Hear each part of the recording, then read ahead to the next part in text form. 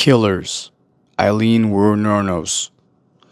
The life of Aileen Wuornos reads less like a typical crime story and more like a chain of instability, survival, and violence that spiraled into tragedy.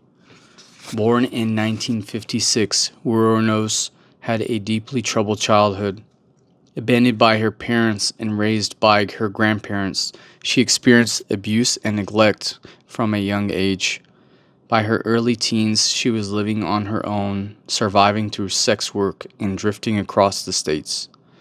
Over time, she ended up in Florida, where her life became increasingly unstable. In 1989 and 1990, a series of shootings along highways in central Florida began to alarm authorities. The victims were men, many found in or near their cars, killed with a .22 caliber handgun.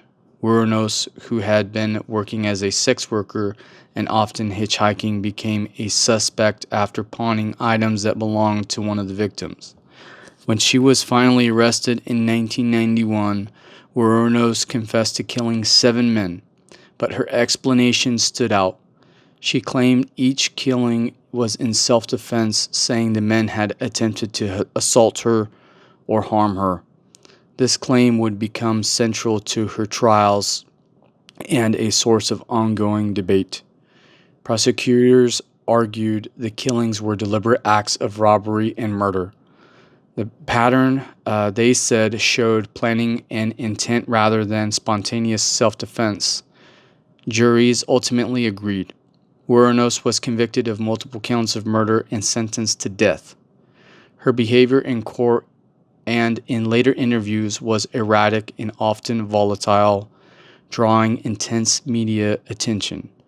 Some saw her as a cold-blooded killer. Others viewed her as a product of severe trauma who had lashed out violently after years of abuse. In 2002, Wuornos was executed by lethal injection. Before her death, she dismissed further appeals and insisted on accepting her sentence. Her story later inspired books and films, including Monster, which portrayed her life with a focus on her background and psychological struggles. The case of Aileen Wuornos remains one of the most complex in criminal history, not just because of the crimes themselves, but because it raises difficult questions about trauma, accountability, and how society understands those who live on its margins.